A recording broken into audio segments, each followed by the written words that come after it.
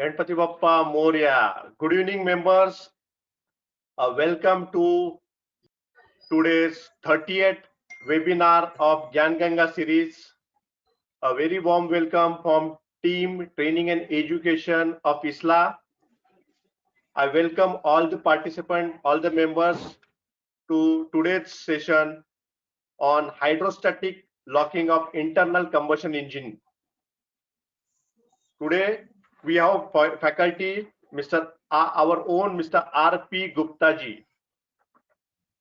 Mr. R.P. Gupta is a very known faculty in ISLA from North Zone. He is a BSc Agriculture, Engineering and Technology. He has also completed Diploma in Business Management. He is a fellow of Fellowship of Examination of Insurance Institute of India. He is Chartered Engineer. He is a fellow of Insurance Institute of India. So, and he was a Central Council member in ISLA also. He was looking as a treasurer of ISLA also, and a very good knowledge, very vast knowledge in motor as well as non-motor, both the streams. So I welcome R.P. Gupta sir, and I request Gupta sir to start today's session. Thank you very much. Thank you, Mulke Saab. Before starting today's webinar, I would like to express my hearty gratitude to ISLA T3 team, Training and Education team of ISLA, and its leader, Mr. Sachin Mulge, who have reposed their confidence in me to study and present the topic hydrostatic locking of internal combustion engine or of motor vehicle, whatever we call it. As a matter of fact, Mr. Samir Joshi from Surat and Mr. KB Manchanda from Jammu, as in my previous webinar, they had been a force to motivate me and to encourage me to take up this topic. Actually, today's webinar was scheduled for the last week, and before that schedule, a day before, I had a discussion with Mr. Samir Joshi, and then there was also an input from Mr. Sachin Mulge, which prompted me a day before the previous schedule to add 4 or 5 slides extemporarily, just to express as to what are the forces acting for hydrostatic locking inside the engine. So that has given me a good confidence in tackling the subject. So I am thankful to them for this. Mr. KB Manchanda helped me in downloading a beautiful video that would show internal combustion engine in its internal construction as well as internal working. So that way also I express my gratitude to Mr. KB Manchanda also. Now coming to the topic, hydrostatic locking of internal combustion engine. As a matter of fact, this topic is contemporary to current situation of monsoon, when all the roads all over India are inundated very furiously and our vehicles are getting caught into the trouble. So this must be of interest to the surveyors as per the present times also. My plan of study of the subject is what is hydrostatic locking. Number 2, construction and internal working of engine. Hydrostatic locking process, causes and results. What causes the locking and what are the results? Then diagnostics. Number 5, loss minimization. Number 6, myth of hydrolocking. This is a very important topic within the study. As a matter of fact, I was prompted because of this myth only to study the subject in thoroughly. Then next we have to discuss hydrostatic locking and standard package policy of motor. Then I have some case studies, 3 cases of my own survey I will share with you. So this is the plan of study. We will proceed further. Am I audible, sir? Samir ji? Yes, sir. Yes, sir. Very well. Right, sir. Please tell me if in between if there is any distortion. Hydrostatic locking of internal combustion engine. First, let us understand what is hydrostatic locking. Hydro means water or pertaining to water. Static means stationary. Locking means state of interlocking. It is a state of the engine when its pistons are no more operating and are in a state of interlocking due to ingress of water. When a vehicle is moving on a road inundated with water up to a level that water enters the air intake pipe of the engine, water gets sucked into it. It flows through the air cleaner and turbocharger into the air intake manifold and finally into the combustion chamber or chambers. It happens during the suction stroke of the 4-stroke cycle of the engine. In the compression stroke that follows, just after the suction stroke, compression stroke that follows, water being incompressible stops the piston from reaching its top dead center position. We will understand what is top dead center position. This is called hydrostatic locking. Mr. Sresh, please start the video. Okay, sir. Okay, just a second. The video, please. We have a wonderful video that explains internal construction of the engine and internal working of the engine. Please try to give concentration to this, and in the whole process, in the whole presentation, these tips will help us in understanding what is hydrostatic locking. Yes, sir. Okay, sir. Can you see the video? Sir. Sir, can you see the video? No. Okay, wait. Actually, it is to come through a link. I had put it in my presentation, but it is not playing. So Mr. Sresh will start it from the link itself. Please bear with us. Okay, right now, is it visible? No. No.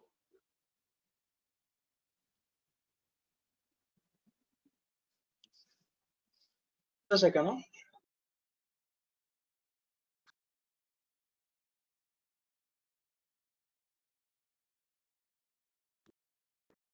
If there is a problem, then we can see it later on. I can proceed further. Okay. Yeah, just it started now. Okay. Yes. Okay. Can run now.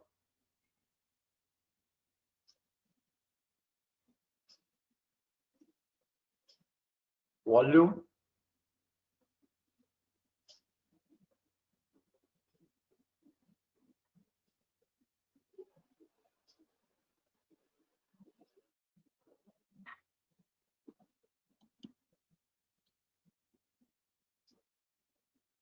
Volume is not there. No, even video is not there. Video is there. Video is there. But it is not coming to me. Is it audible? No, you have to increase the volume. Okay, wait.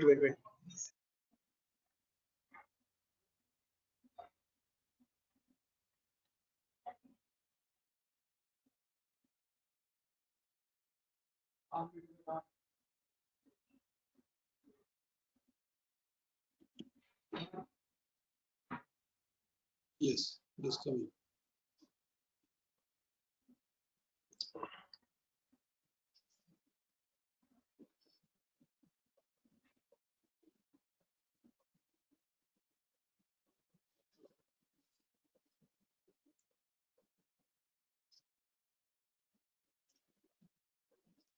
Volume is not coming.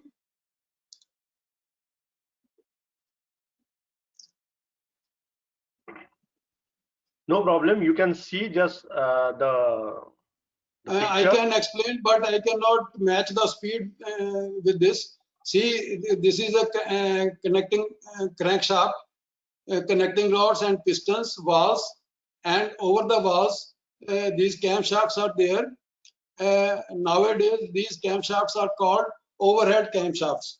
Earlier, if my old friends will remember, that camshafts used to be in between the engine, and from there push rods used to go over, and then rockers are there and other things were there.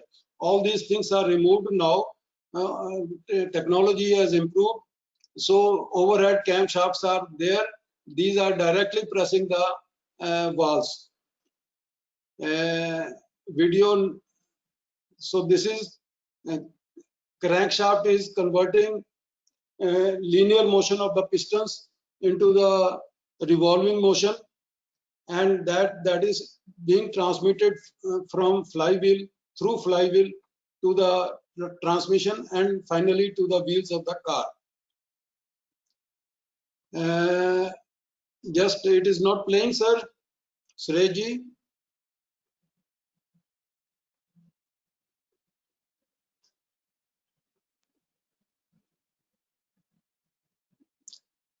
So on timing side, drive is given from crankshaft to the camshafts, and idlers and tensioners are used.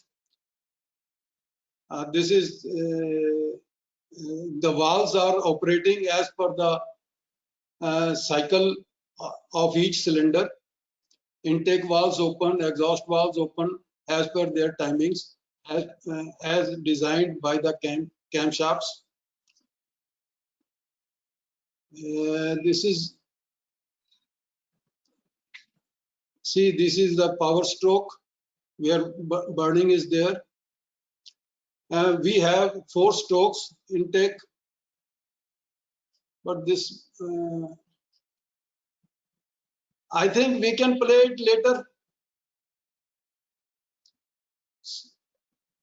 Suresh? Yes, sir. Yes, we can play later. Yes, sir. Yes, you can stop now. We can. Okay, fine. Okay. Whenever you get this video and audio, please tell me and we'll see it later. I think even Okay, without sure, this, sure. I can proceed with hydrostatic locking. Yes, you can start, Gupta sir, please. Right, sir. Give me the present. Yes.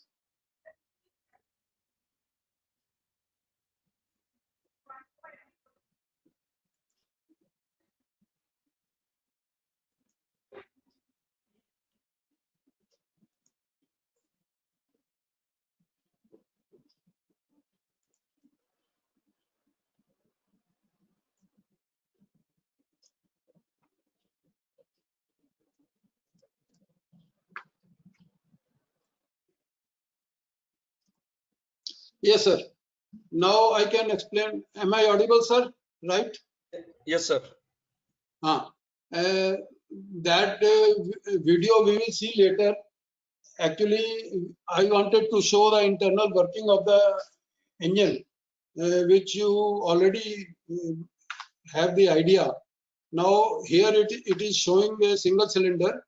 In single cylinder, if water gets ingested into the combustion chamber through the intake valve, so this water, when the crankshaft is making the revolution and pushing the piston upward, here this water is there in the combustion chamber and it being incompressible. And normally it is the air fuel mixture, or in diesel engine only air is there which is compressible, and the piston reaches up to the top dead center position, somewhere up to here. So, but water being incompressible, it is stopping the piston suddenly to move further. But there is force on the crankshaft which is pushing the piston assembly upwards. So the tug of war is there. Now either there are two options. Either this water should leak out from the combustion chamber, which is possible by either breaking the piston. ये बंद कर दो जरा. Either breaking the piston or piston rings. So this water will leak and give way to piston to move upwards.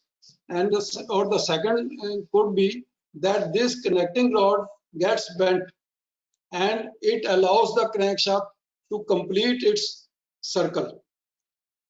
So this is what we call is hydrostatic locking. This is hydrostatic locking and resulting into bending of the connecting rod or damage to the piston rings or to the piston. And normally, since these are closely held, there is no jerking effect on this assembly, liner and piston assembly, but jerking effect on the connecting rod makes it bend. We will see it further. Next is this can happen.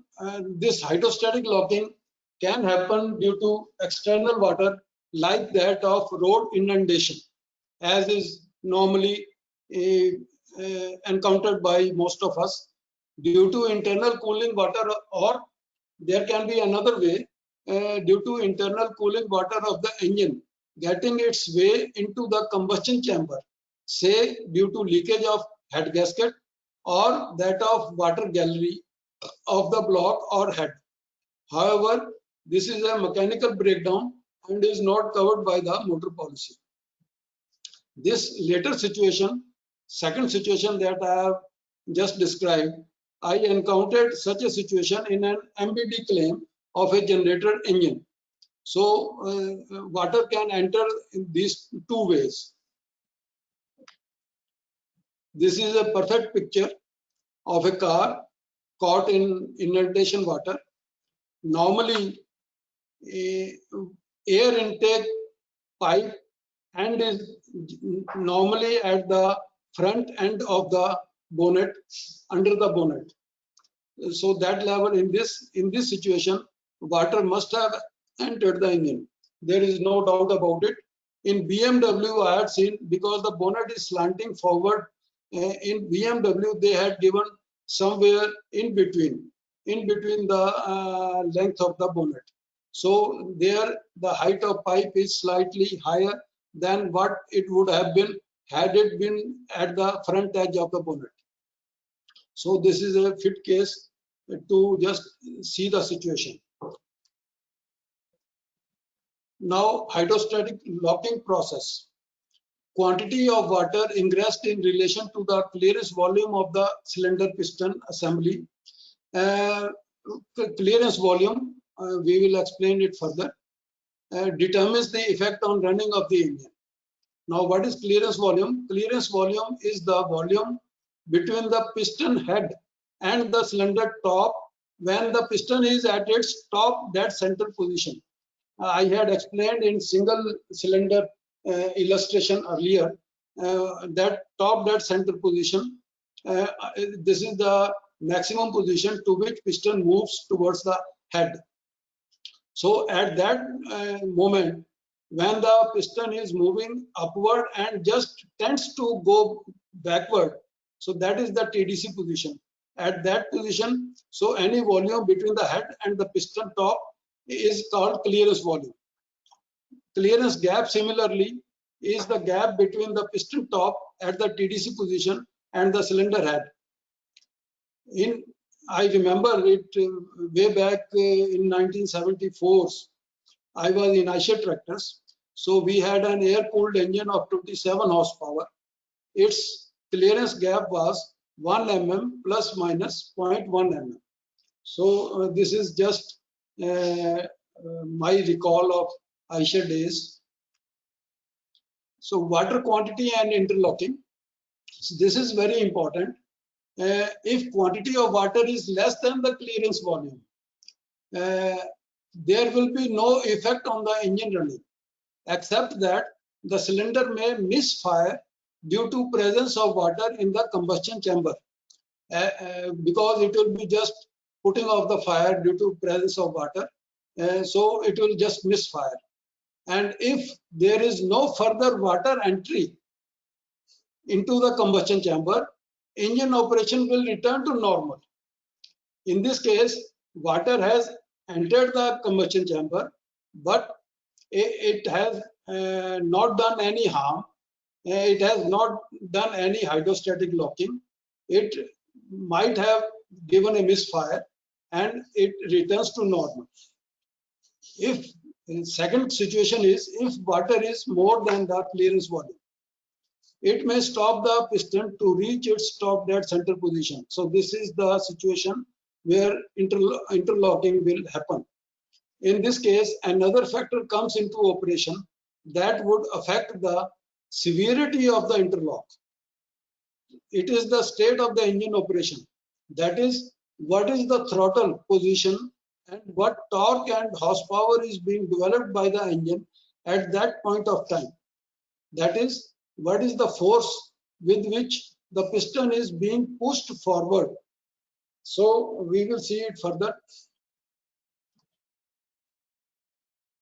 Result of interlocking has occurred. Now this force which is pushing the piston forward towards TDC, this force depends on two factors.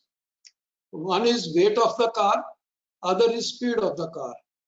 Many of you may recall your college days when we studied kinetic energy or momentum of a moving car is given by E is equal to half mv square. Here m is the mass of the car, weight of the car, in general language we can say v is the speed of the car. This means, looking at this formula, energy is directly proportionate to the mass of the car. Here energy we can also talk in terms of momentum of the car, momentum of the running car. This is directly proportionate to its weight. Second is, it is proportionate to the square of the speed of the car. It means if we double the speed of the car, the energy or momentum would be 4 times, 2 square, 4 times. So this kinetic energy of the car is transmitted, please note it, it is transmitted from its wheels to the transmission and from transmission through the clutch to the engine flywheel. Sorry, engine flywheel to the crankshaft and crankshaft to the connecting rod and piston. So there comes the thrust on the piston through this power train. It is a reverse reaction of the momentum or the power that had been generated by the engine just at the point of interlocking. So the whole power is now being transmitted back to the piston, sole piston, which is stopped from proceeding further. Car momentum to thrust on piston. This kinetic energy or momentum of the car gets converted into the thrust on the piston to move forward towards the TDC and is also supplemented by the surplus force of power generated by the previous power strokes of the engine. Just as we had studied that flywheel and weights of the counterweights of the crankshaft, they in combination give smoothness to the staggered power strokes of the four-cylinder engine, because every cylinder is firing at a different time. So that jerking motion is being converted to smooth power supply by the action of flywheel and counterweights of the crankshaft. Now question comes, how is it that the car under water moves in low gear and almost at 50-60% of the throttle, and still the connecting rod gets bent?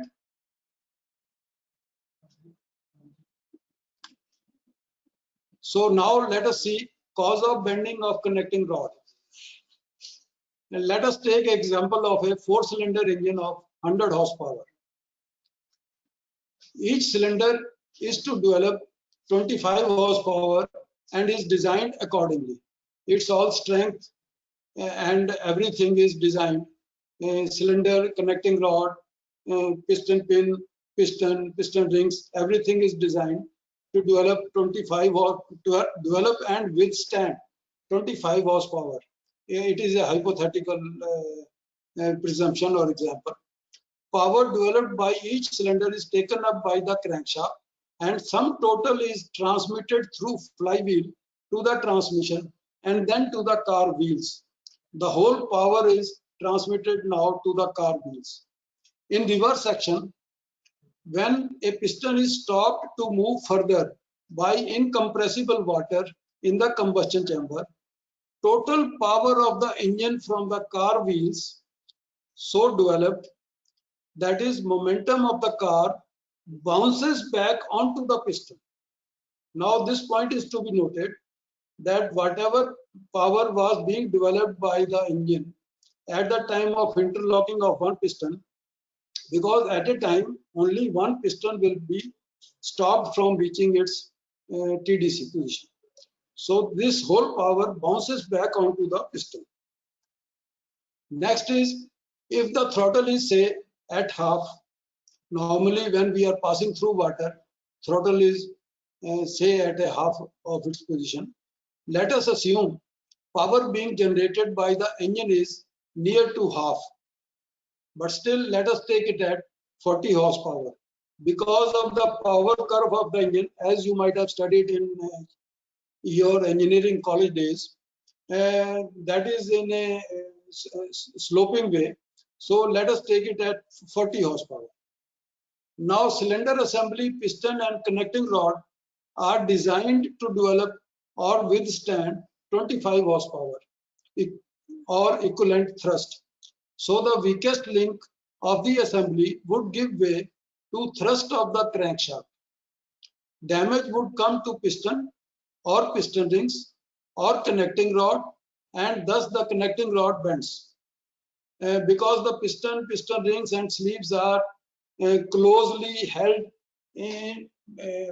together, so there is no scope of any jerking onto them. So normally, but connecting rod is prone to jerking. This effect of the thrust on the immovable piston is further enhanced due to the fact that incompressible water puts a sudden stop to the moving piston. Please note this point also. There is a sudden stop, because it is not that water will compress a little and then it will stop. It will, if whenever it is being pressed, it being totally 100% non-compressible, so it will just give a sudden stop to the moving piston. This total deceleration in zero time, please note it, total deceleration in zero time gives jerking effect to the thrust.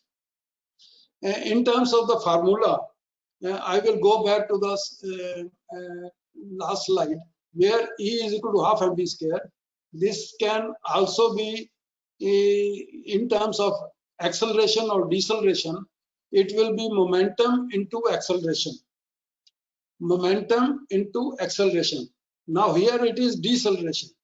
Deceleration is at the moment only, without any lapse of time. So there is sudden deceleration. Whatever speed of the piston, linear speed of the piston was there, so it stops suddenly. So that means deceleration is infinity. So infinity, that gives, in layman's language we can say, it gives a great jerk. in terms of mathematics or physics, we can say deceleration is infinity. So there will be tremendous energy. Momentum will be tremendous. So now coming back to our slide where we were. So this will give jerking effect to the thrust. This is just like the effect of a forging hammer that falls with a speed and performs bigger tasks even with small weight. If you compare a press, mechanical press, with a forging hammer, the difference is in a forging hammer, weight is less, but speed is there, which we can describe as jerk. So by jerk, it performs bigger jobs. This whole concept of dynamics of force on the connecting rod also explains mathematically that more the number of cylinders in the engine, more prone would be the connecting rod, etc., to the damage. See, this we can understand in our previous example of 100 horsepower engine. I had said 4-cylinder engine. If the engine is 4-cylinder, the share of power development or having matching strength, each cylinder or each connecting rod would be 25 horsepower. If it is the same capacity engine having 6 cylinders, then the capacity of each connecting rod or cylinder assembly would be equivalent to 17 horsepower. It will decrease, whereas the momentum from the wheels is the same. So here, more the number of cylinders in the engine, more prone it would be to get damaged. I hope we understand this better. Now comes momentum versus interlocking. Depending upon the quantum of the thrust on the piston, different results are produced. So here again, there is a combination of water quantity and thrust. Two factors are operating simultaneously. If the thrust is feeble, say throttle is say only at 20% or 10% or whatever it is, if the thrust is feeble, engine may just stall. I would still say that engine would stall, because just as we observe when a untrained driver at the wheels sits and he takes off suddenly his foot from the clutch, or he releases the clutch suddenly without simultaneously pressing the accelerator, engine stalls. So that is the stalling. Even in interlocking also, if the thrust is very feeble, and that means it is lesser than the capacity of the connecting rod to withstand, and then engine will just stall. In this case, the car is required to be taken to the workshop, please, and I will explain it further. It is after necessary checks and cleaning, injectors or glow plug are removed and the engine is cranked manually if in the workshop. If the crankshaft rotates, it may also be rotated with self-starter. Water in combustion chambers will flush out. After refitting of injectors or the glow plugs which have been removed, engine would start again. If this is stalling, near stalling, engine would again start by this process. Second situation could be if the thrust on stalling piston is more than its capacity to withstand. It can damage the piston and or piston rings, as I have already explained.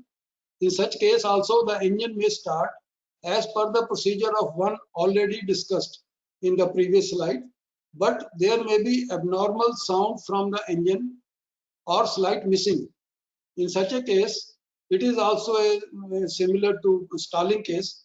In such a case, it is very important to check for blow from crankcase or consumption of engine oil or compression pressure of all the cylinders. If there is any abnormality, engine is required to be checked by dismantling. Third situation is if the thrust on the engine is strong, stronger than what could be withstood by the connecting rod or the cylinder connecting rod assembly. One or more of the connecting rods may bend in such a situation.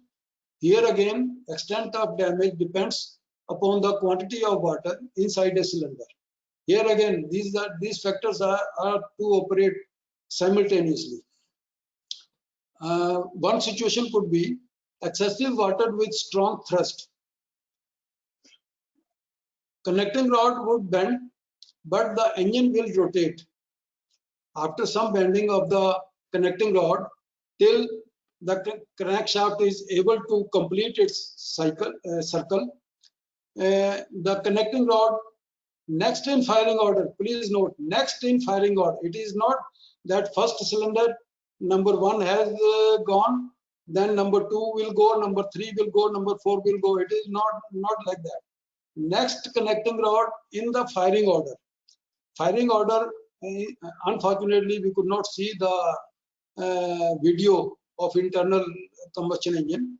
So I will tell you, in a 4-cylinder engine, firing order normally is 1, 3, 4, 2. Counting of the cylinders is normally done from timing side, from radiator side or timing side.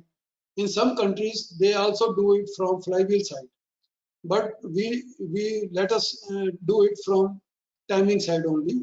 So connecting rod next in firing order would also bend. If still the engine has some residual thrust, so some momentum will be consumed in bending this rod. And if there is some residual thrust, still the next cylinder in firing order may bend.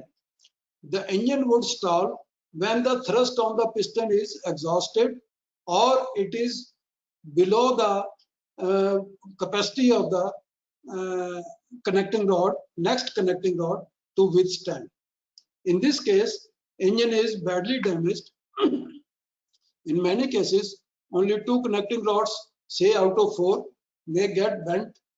These 2 would be successive in firing order. I am again repeating. If a dealer or repairer tells you that connecting rods are bent, 2 connecting rods are bent, and he is not able to tell you as to which cylinder, or he tells you wrong cylinders other than the firing order, then that means there is something wrong. Some wrong information is being given. You can very well cross-check. Maximum bending of the connecting rod 1, then the smaller than this bend will be in next connecting rod, which comes next in firing order only. Just as in 1, 3, 4, 2 cycle, if 1 is bent, then next would be 3, next would be 4, and next would be 2. Another situation would be if the amount of water is small, slight bending of connecting rod would keep the engine rotating on its power, and all the connecting rods would bend to small degrees. Here, if a connecting rod bends to a small degree due to small water, because piston is very near to the top dead center position, so only a small bend of the connecting rod would give way to crankshaft to complete its cycle. So small bending will continue for the next connecting rod also, which incidentally also has some water in combustion chamber. So that will also bend a little. Next also in firing order this way. In such a case, if the engine finally stalls, it may be helpful in the sense that we get a chance to check the engine in a workshop. If there is such a situation, I had seen actually an engine in which a very small bend was there in all the 4 connecting rods. In that case, engine may stall or may not stall. It may just misfire and continue doing working. So in such a case, if the engine finally stalls, I would say we are lucky because it is helpful in the sense that we get a chance to check the engine in a workshop. Otherwise, we would keep on running it. And the minor bending of all connecting rods would cause loss of power to the engine and may damage the engine prematurely without notice. So we call it silent killer of the engine. Sorry.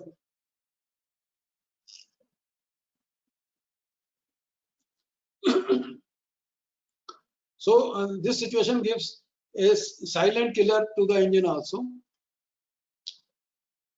Third situation in the same combination is if water is more and the thrust is also excessive. In such a case, the connecting rod may also break.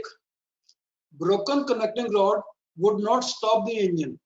In such a case, the crankshaft would hammer the block valve and the block would also break. It may also damage the crankshaft, etc. So this is the severe damage to the engine and which stops everything. Now let us see firing order, which I had been explaining. Mr. Suresh, can we start video or not? Mr. Samir? Yes, Am sir. I Let's audible, start. sir? Yes, sir. Yes, sir. Just a second, just a second. Yeah, let us try again.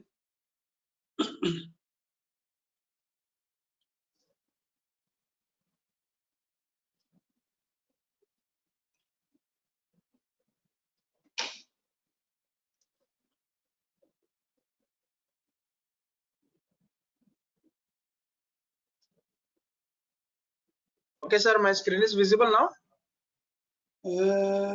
Not Yes, yet. sir.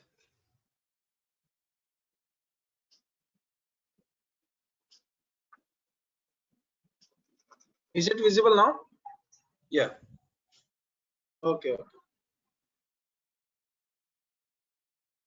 Let me know the audio is coming or not.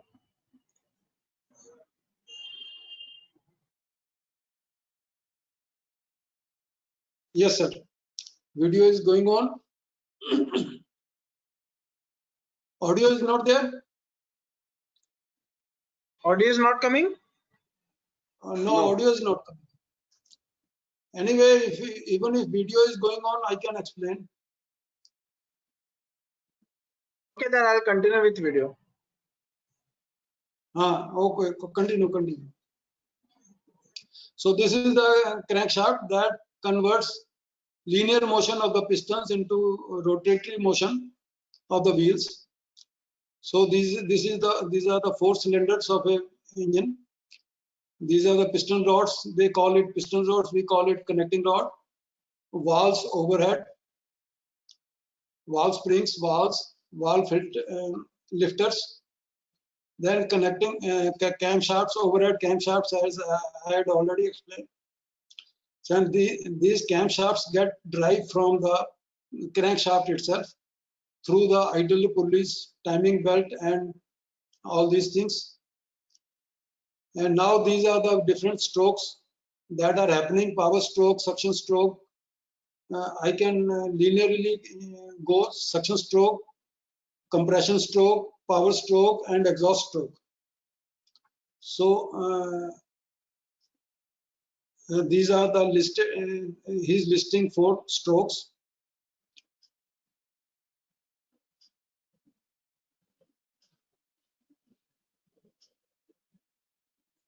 You are well aware, for every 2 revolutions of crankshaft, camshaft rotates 1 revolution.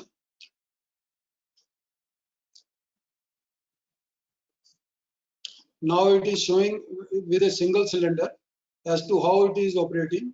Actually, this is showing a petrol engine where mixture of air and fuel is coming from through the intake valve, and spark plug is there to give ignition to the mixture.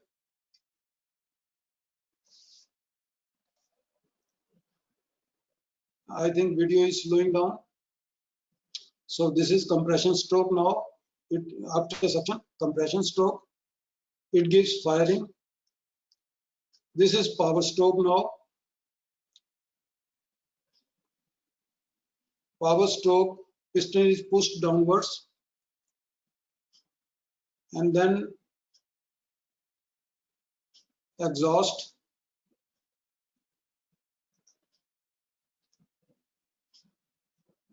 Gas is pushed out. So now this is operating. See, this is the top dead center. When the piston moves up maximum here, that is the top dead center. And this is the bottom dead center.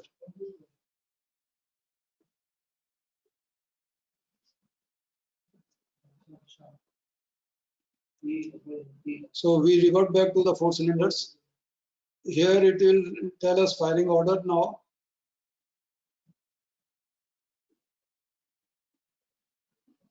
This is the flywheel and counterweights that I had talked about earlier. This is the firing order. Firing order of a 4-cylinder engine, 1342.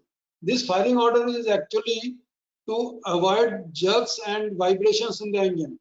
It balances the length of the engine so that running is smooth. Thank you, Suresh. Please give me the control. Yes.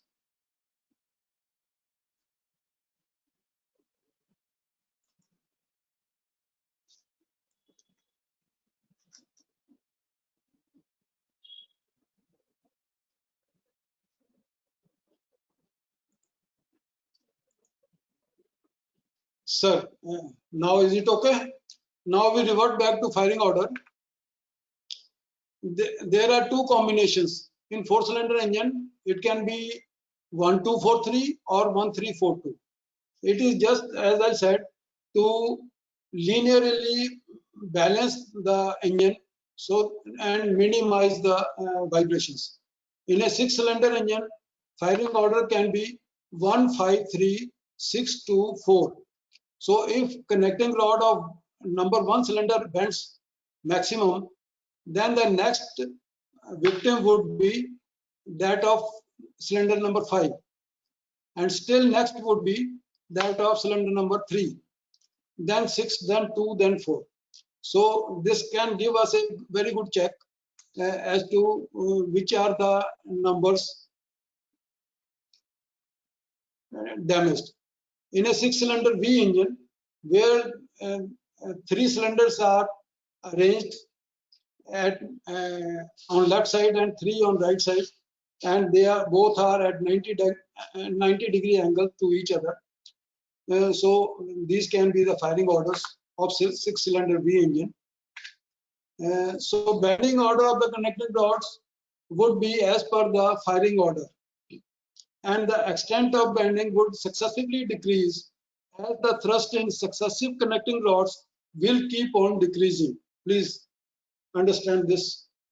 These are the just thumb rules that we are getting out of this analysis. Inundation water entry course. Inundation water on the road, if it reaches the height of the pipe that sucks in air for the engine, water would enter the pipe. It would flow through the air cleaner to the turbo, to the intercooler, and then through the inlet manifold to the combustion chamber of the cylinder or the cylinders. If we are to check for water entry into the engine, all these parts are to be checked for water. Further course we would discuss under diagnostics. First, let us see the road inundation versus your car. So there can be 3 situations.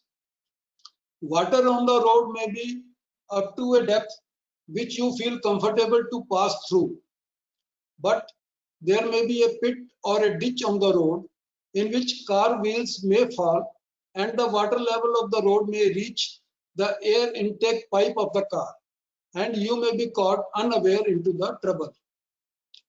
Second situation could be another vehicle may be coming from opposite direction, causing a high wave in water and the level of water may reach the air intake pipe of your car. Third could be misjudgment of the level of water on the road on the part of the driver versus your car design, and you may be trapped in high water level. In all these three cases, it is accidental. Misjudgment, if there is any, say in third situation, is not gross negligence, which is accepted under the policy, but misjudgment is very much covered in the perils of the motor policy. Now come to diagnostics. First is look for possible level of water to which the car has been exposed. It would be indicated by the soil or mud or trash that might be left on the engine compartment walls or the engine itself. We will come to it later.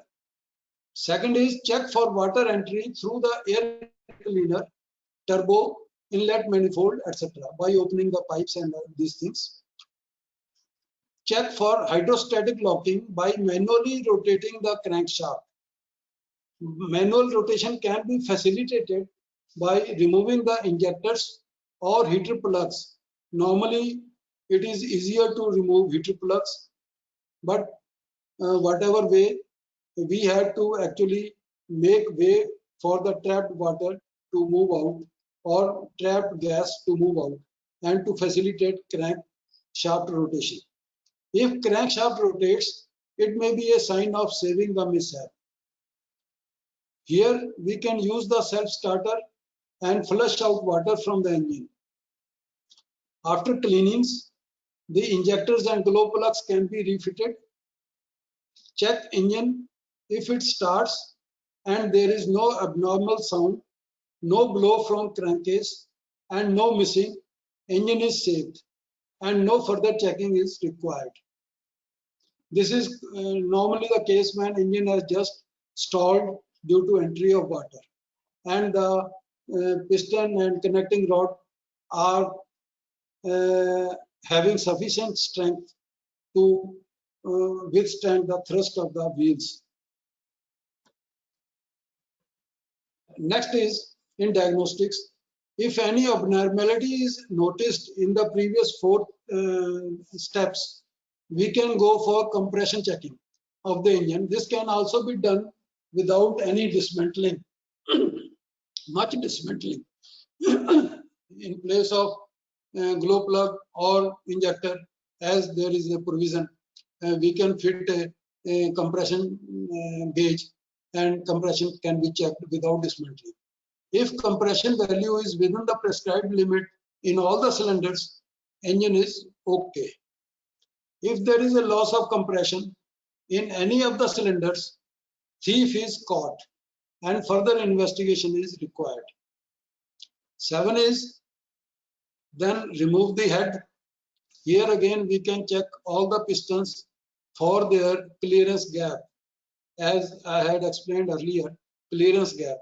If it is more than the prescribed gap in any cylinder, it is an indication of connecting rod bending. Even if a connecting rod is minutely bent and would not be visible by naked eye, clearance gap is a good indication of the bend, and it is easier to measure with a dialed depth gauge and or a vernier calipers without much dismantling. Here is an illustration where a dial gauge is there with a block which can be kept on the block top, and from there we can measure this depth of the piston top from the block top. So this is called clearance gap. So if it is okay within the limits, then there is no problem. We can put back the, after cleanings, we can put back the head and continue with the engine working. If any rod or rods are observed as bent, or if there was any abnormality in engine operation, like lack of compression, engine is required to be further dismantled and checked for damages. So further dismantling, that is removing of crankcase, pistons, and connecting rods, and everything is there. So that is the next step. Scope of damages. Direct damages by hydrostatic locking may extend to different parts of the engine. We can I have listed some of them with all the probability. One is air cleaner filter element, starting with entry of water, and connecting rods or rod which are bent. Number 3, injectors or glow plugs to the extent damaged. Injectors or glow plugs, they may damage their tips, or they may also get rusted or may be required to be replaced. All piston rings, as a matter of fact, if any engine is opened out, piston rings are recommended to be replaced, irrespective of whether these are damaged or not. Complete gasket set of the engine, similar is the case with gaskets. Some manufacturers recommend replacement of head bolts, crankshaft, big end bolts, etc., treating them as one-time use items. So whenever an engine is opened, certain things due to their stresses are required to be replaced, particularly now high technology engines they require. So these are also approximately related to the cause of the accident, because if there had been no accident, there would have been no need to open the engine, and there would have been no need to replace these items, one-time use items. So these are approximately related to the cause of loss. Any sensors, actuators to the extent damaged. Number 7, any or all the pistons to the extent damaged. Excessive bending of connecting rod may also cause scratch damage to the sleeves, or it may break at its bottom position. Sleeve may, because of excessive bending, sleeve can also break at its bottom position by fouling of the bent connecting rod. Sleeves may also get damaged by rusting. If water is allowed to remain inside the cylinder and piston assembly for long, then rusting may also require replacement of sleeves, or if the sleeves are inbuilt in the block, the complete block also. Engine oil, if covered by the policy, but otherwise it is required to be replaced. In addition to the above, there may be damage due to water exposure for the electrical items like wiring, sensors, actuators, etc. Car's interior may also get damaged due to entry of water inside the passenger cabin. We will see in our case studies also. Now, loss minimization. If any car gets trapped into the situation, following steps would minimize the loss. If an engine is stalled in flood-like situation, no further attempt is to be made to restart the engine. The car should be towed to the workshop. I am saying here, no attempt be made to restart the engine, because engine may get further damaged if it starts. If it had actually stalled only and we restart the engine, then it may get further damaged, as I have explained to you earlier. But not because the self-starter will damage the connecting rods. It is not. We have already seen the process of bending of connecting rod as to what forces are acting on that. We will come to self-starter also later. In the workshop, outer diagnostics to be performed as already discussed. If the car is to wait for survey, etc., because many a times even appointment of surveyor may take 2-3 days. Intimation is to be given to the insurers, and then appropriate surveyor is to be appointed. The whole process may take 3-4 days, and by that time the loss would aggravate, as we have seen earlier. Oil should be, in such a situation, oil should be poured into the cylinders from the injector or heater plug holes in order to protect the sleeves or the block where sleeves are inbuilt. So there even block will go off from rusting. So this is important, and in my case study also, I have one case in which such a thing had been done. Engine should be subjected to systematic diagnostics out to in, as already discussed. So this is how to minimize the loss. Myth on hydrolocking. This is very important part of the topic of today's topic. Myth on the hydrolocking. One biggest myth that has developed and spread all over India is that in a stalled engine, self-starter can damage the engine connecting rods. This is not there.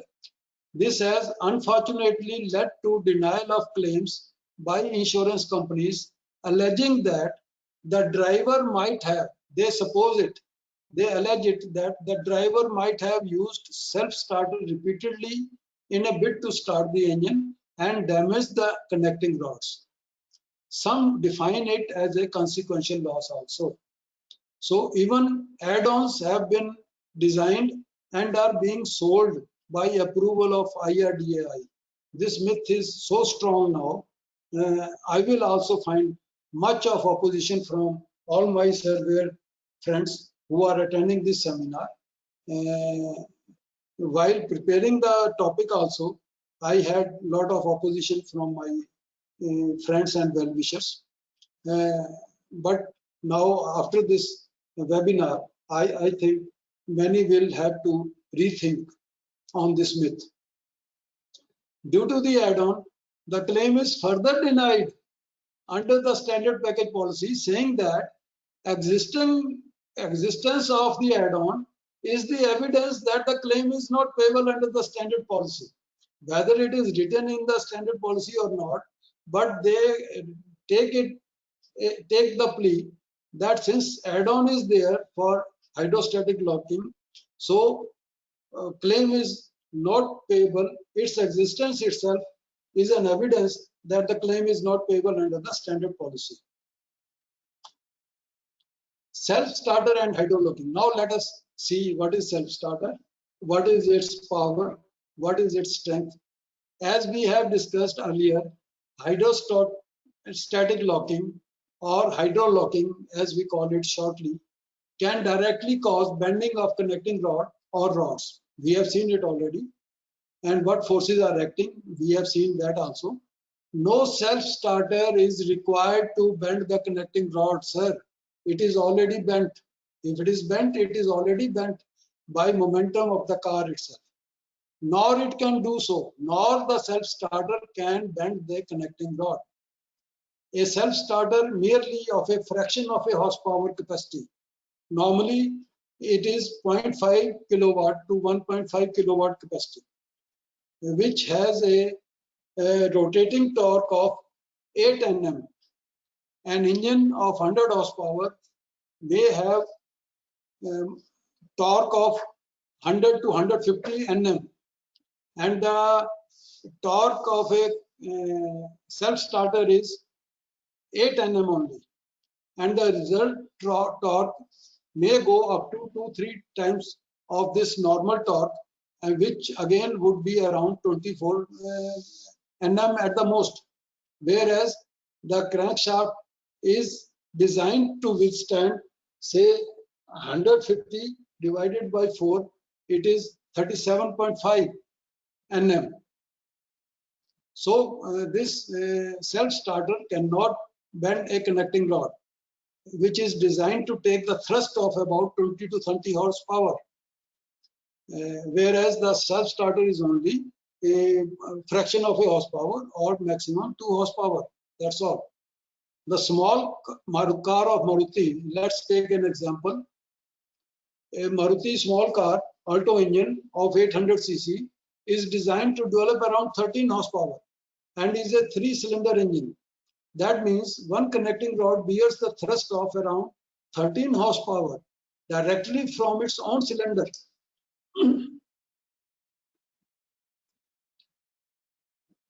it is natural that a self-starter cannot move even a mildly stalled engine. And what to talk of bending the connecting rod?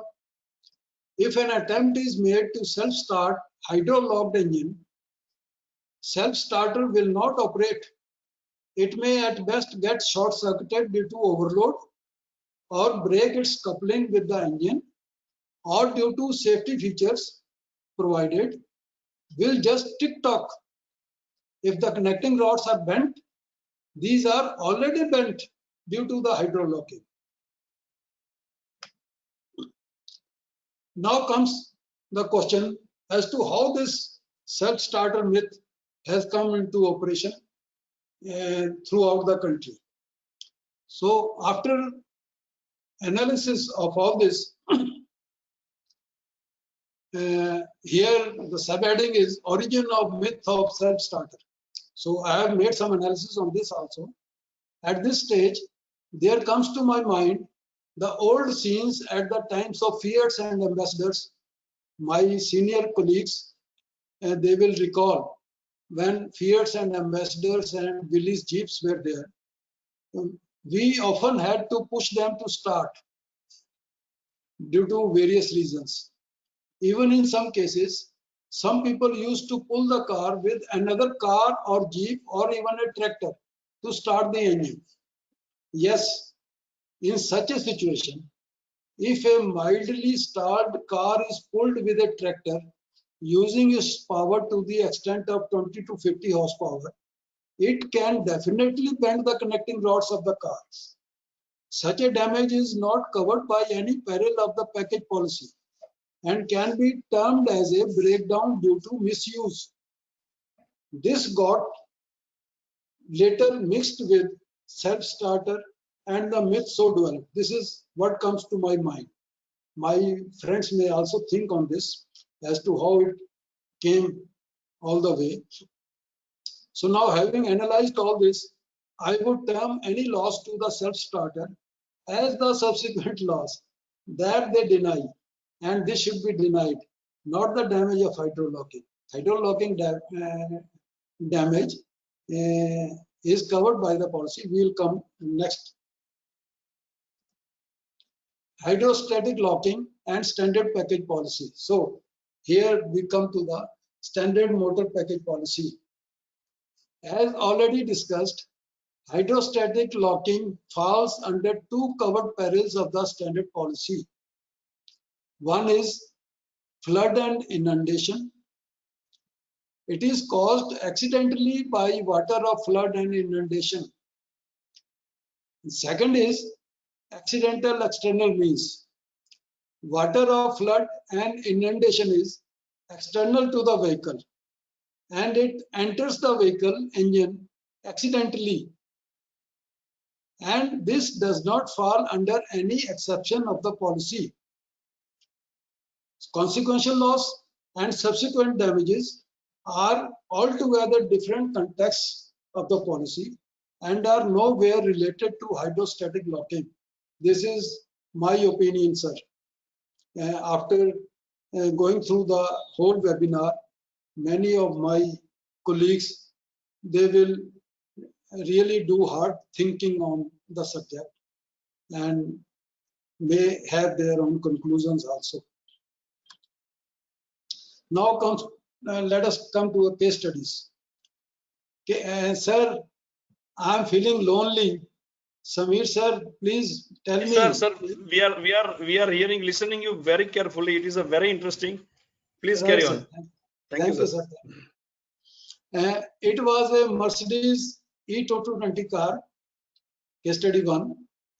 We got the injectors removed, checked the crankshaft revolution.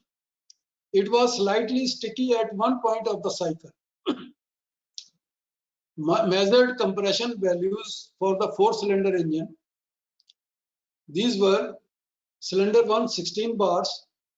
1 bar is 1 atmospheric pressure, and 1 atmospheric pressure is equal to 14.6 psi, means pounds per square inch, or 1 kg per centimeter square. So cylinder 1 was 16 bars, 2 was 19 bars, 3 14.5 bars and 4 was 14 bars. You see here the all the 4 cylinders were having compression loss up to varying extent.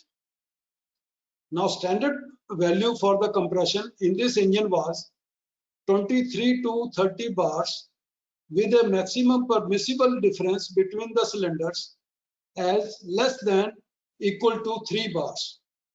So between the cylinders, maximum permissible difference was up to 3 bars.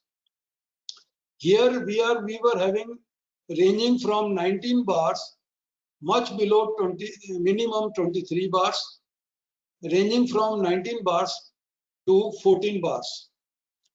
So let us now do analysis of these 4 cylinders. I here tell you, more the compression loss, more will be the damage or bending of the connecting rod. This is obvious. More the compression loss, more will be the damage or more will be the bending of the connecting rod. Now here, from previous these cylinder compression values, if we arrange them from maximum loss to minimum loss, it comes to cylinder numbers 4, 3, 1, 2. 4 maximum loss, 3 lesser loss, 1 still lesser loss, 2 minimum loss.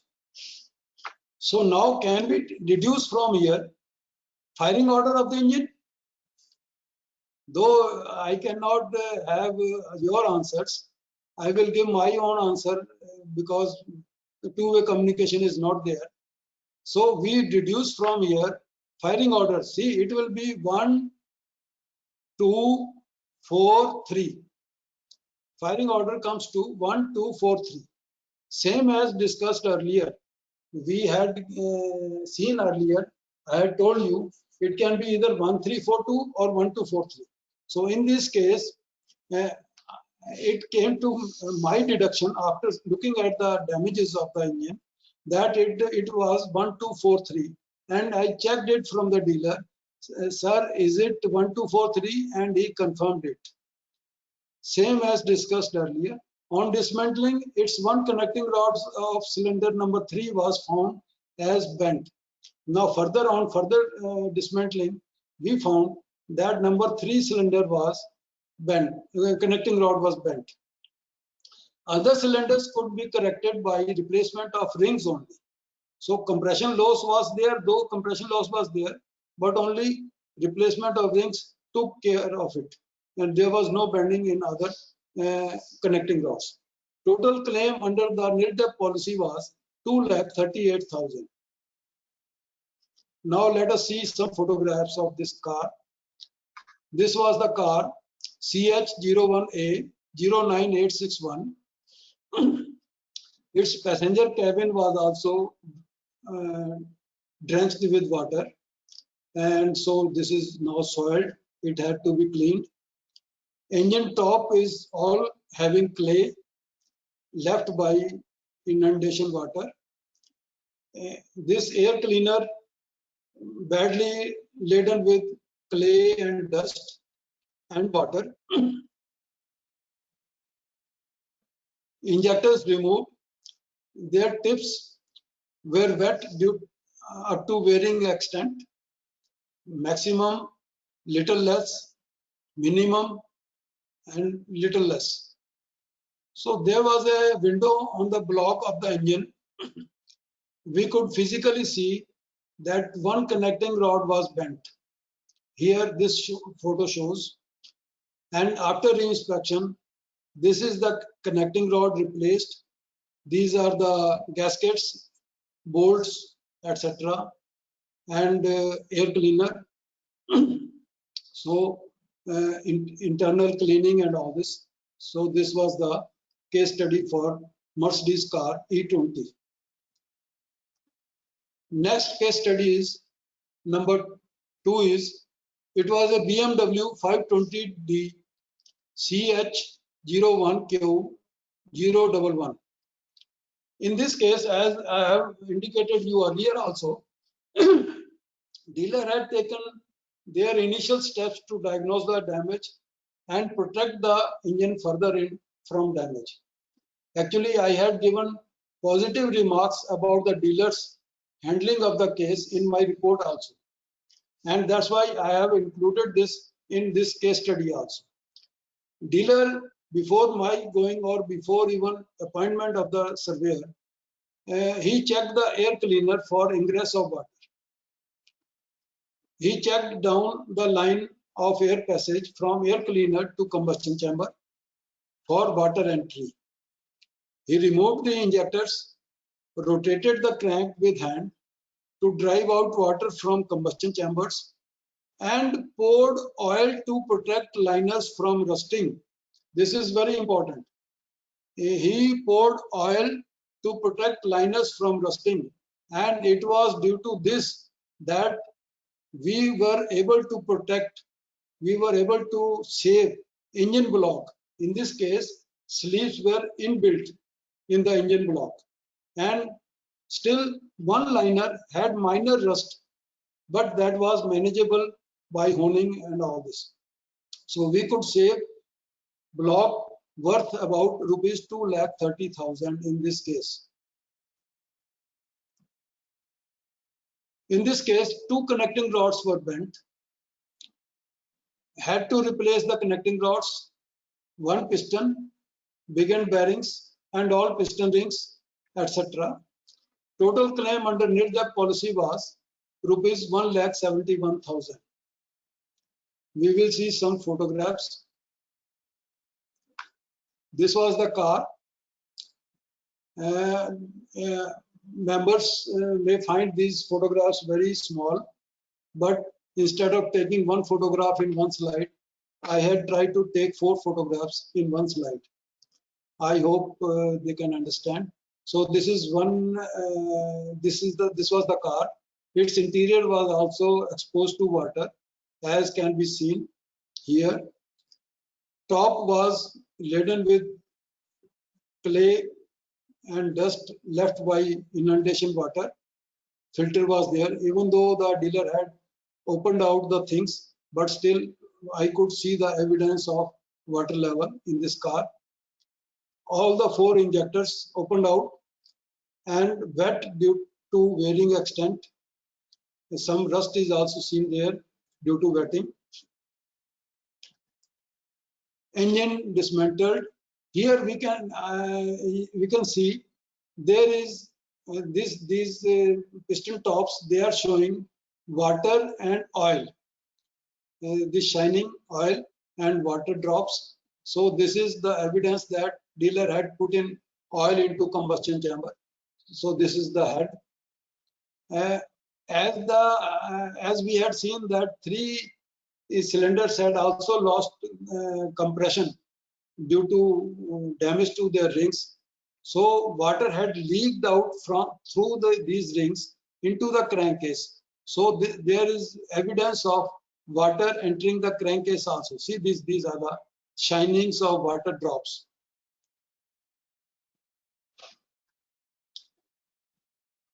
These water drops on the crankcase block and dismantled engine kept here.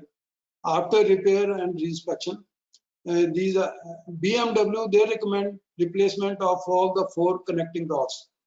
They don't supply one connecting rod individually, they give it in a set only. So we had to replace the set itself here, and one piston was replaced. Then these head bolts, gaskets, and all these things. Case study 3. I have purposely kept this because here it was an old engine. So there are also things to be understood in an old engine. It was BMW X530D. It was a 6-cylinder engine. We have already discussed firing order in a 6-cylinder engine, and we have also seen that more the number of cylinders, more the likelihood of damage as compared to lesser number of cylinders. So here it was a 6-cylinder engine. It was an old car. Because of it being an old car, there was also an issue of some internal parts of the engine to be replaced because of normal wear and tear, and because though such parts could work had the engine not been opened, these could work and for another 2-3 years within their life. But now, since the engine has been opened out, and nobody wants that again after a year or two engine should be opened out. So for that matter of fact, taking advantage of the dismantling of the engine, they replace other things also. Likewise, in this case, let us go step by step. On inspection of the damaged vehicle, it was observed as hydrostatically locked at its engine. Sucked water through air cleaner, which was still seen as wet at the time of our first inspection. Front grille was also showing water, mud marks till the sucking level of the snorkel. Snorkel is the front tube after the, before the, rather in the passage of air, before the air cleaner. So we call it snorkel. It is similar to our nose. So engine injectors were got removed in our presence, and the engine was not rotating manually. It was seen that it was not rotating manually. So this was a 6-cylinder engine. Firing order of a 6-cylinder engine may be 1, 5, 3, 6, 4, 2, 4 or some other combination. In this case, 6th number connecting rod was bent. It was observed that the dealer had also demanded, as I have explained earlier, dealer had also demanded in the estimate the timing chains, guides and sprockets, etc., which were not relevant to the reported cause of loss, but were to be replaced as the engine was opened, and these parts could not be kept the same in semi-damaged condition due to normal wear and tear, even if they could run for some more time. As I have explained to you, similar, there was demand in the estimate for such parts. Under such a situation, we sent a registered letter to the insured and the dealer explaining that such parts would not be payable under the policy. We forewarned them, and these would be on account of the insured. I knew that they would replace it. Once the engine is opened, there is no way to escape their replacement. Thus, to avoid near future repair of the engine, such parts were replaced also. After in a subsequent inspection, we saw that these were replaced also. Not assessed, and was explained to the dealer as well as the insured during our discussions of assessment. Here now, at the penultimate time of our survey, when we discuss our assessment with the dealer and the insured, we explained to them, as was also conveyed to them beforehand. However, some parts like piston rings, crankshaft bearing shells, seals, gaskets, flywheel bolts, some oil chamber bolts, and some hoses being recommended by manufacturers as one-time use items were assessed, as these were approximately related to the reported cause of accident loss, as I have explained to you earlier also in our analysis of the hydrostat locking. So assessed loss was rupees 2,70,000 after depreciation. Here loss was more because of it being a 6-cylinder engine. Here are some photographs.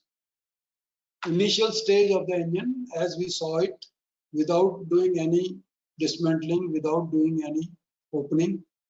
So this was the car. Its interior was also exposed to water. This is the snorkel. This is laden with clay left by rain, inundation water. Air filter was full of water and dust.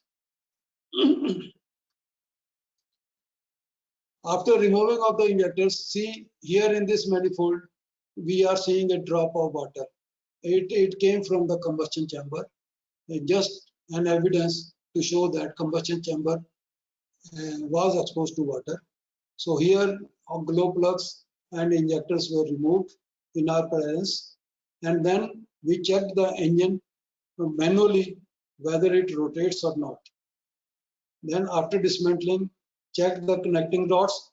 This connecting rod is visibly bent. We can see it here. Plus one more. So this is the dismantled block. Though it was having rust here, but as far as I remember, they did not replace. They could manage it by honing. So here, after re-inspection, on the inspection, we see many chains, sprockets, and other things are also replaced, which were not assessed. And some proximately related parts had to be assessed. So here we replaced 2 connecting rods, 2 pistons, and other things. So that comes to end our presentation. Thank you very much. We can go for question answers, sir. Hello. Yes, definitely we will take question and answer. But the thing is that there could be since it's a very technical subject, there could be difference of opinion among the members. So what we suggest to all the members that whatever the suggestion or whatever your opinion, you just write it us on training@isla.net. So we can take this question because we may take this the second session on this hydrostatic law in engine, and in that time we may call some other expert also, so that we can have a healthy discussion on that, and member can clear their doubts on it, right? Because it is now we have seen the one version of this hydrostatic law. Okay, there could be another version from the another surveyors. So please write us on training@isla.net. You have to mail us your queries and your opinion about this, so that we can come up with the framework for this hydrostatic law. So across the country, as a surveyor, we all surveyors should have one opinion about this. There should not be difference of opinion. For that, we will conduct another session, and in second session, we may call the person who is interested to have a technical debate on it.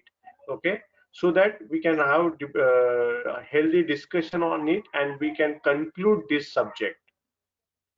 Okay, Sir, this is the suggestion.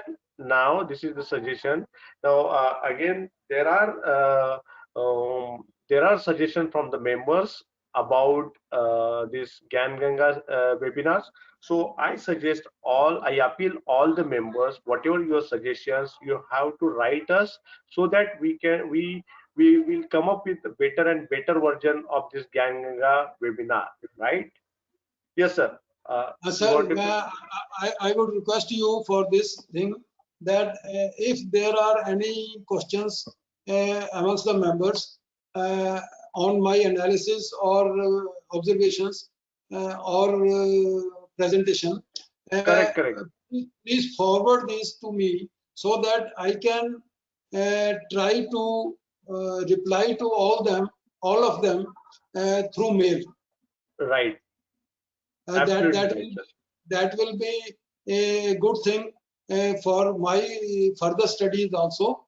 And just as I told that at the penultimate day of my last schedule of this webinar, I had a discussion with you and with Mr. Samir Joshi, and correct. That prompted me to add at least 4 or 5 slides, and this force from wheel to piston, from wheel of car to piston, and that was analyzed only after having this listening to your question of self-starter.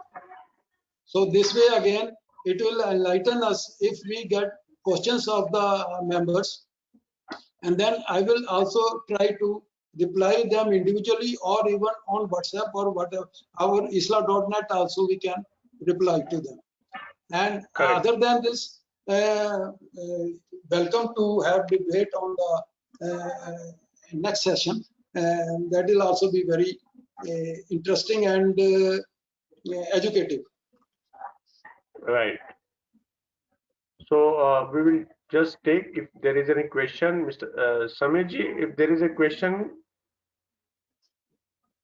I think sir has answered all the questions in his session, because some people has asked his very earlier stage without listening the entire webinar. So I think we should conclude here because of it's 8:30 and you all the people have Ganesh Tyohar is there. So So yes, yes. So happy Ganesh Utsav to all the members, and thank you very much. Thank you, Gupta sir. Thank you for your insightful presentation. I Thank would you, like to thank panelists, and you, thank you, and members. I would request Thanks to feedback all. from members also on my email or WhatsApp or whatever it is. That will help me in further improving upon the things. Thank you. Right. Thank you, sir. So Thank you kind of very you. much. Thank you very Bye, much, sir. everybody.